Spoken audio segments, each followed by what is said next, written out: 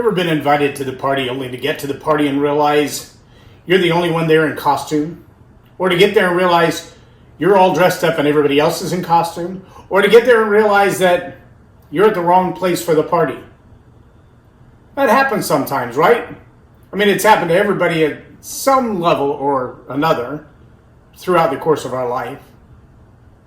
Welcome to Leading Leaders Podcast. 5-minute videos, 5 days a week. I'm Loren Norris with Leading Leaders Podcast. But sometimes it's not the party of the high school days when you think, hey, we're all going to go and, have some loud music and we're going to dance and we're going to, meet some chicks and have some grub and maybe a little intoxicating beverage or something. Maybe it's the kind of party like all your friends are hanging out with a certain group of people, or the job you're in now has a certain little clique within it, because we all know what cliques are like.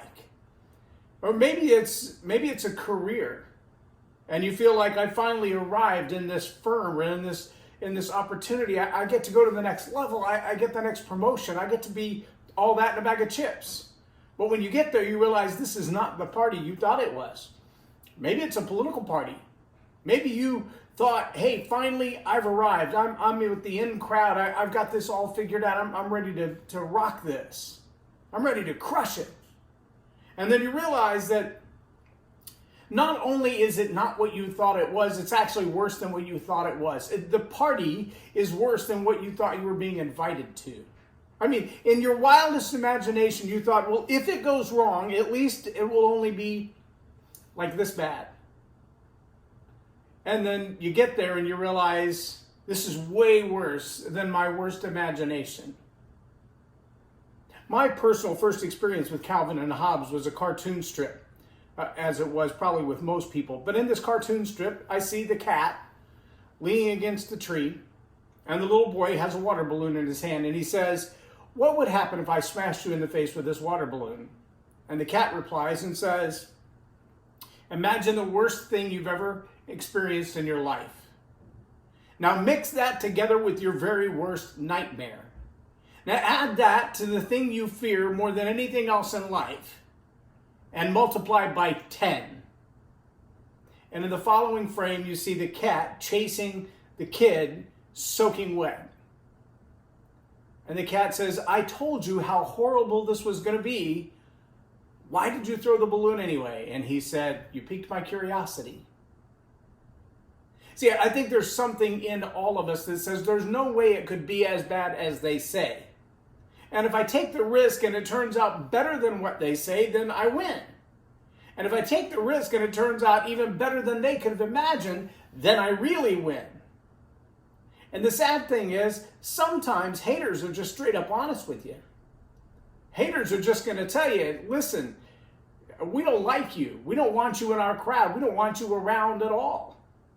And they're going to make it uncomfortable for you to stay. They're going to make it so that you don't want to be a part of the clique that you're trying to get into.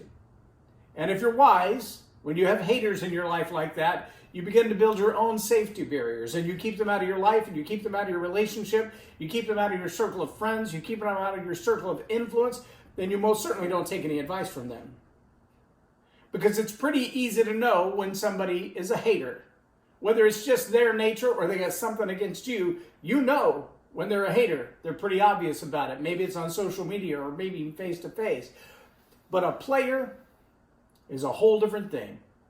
Because a player is a manipulator. A player will take advantage of you. A player will invite you to the party and then abuse you when you get there. Invite you to the party and then embarrass you when you get there. Invite you to the party and use you when you get there. Usually to make themselves seem more popular, more famous, more powerful.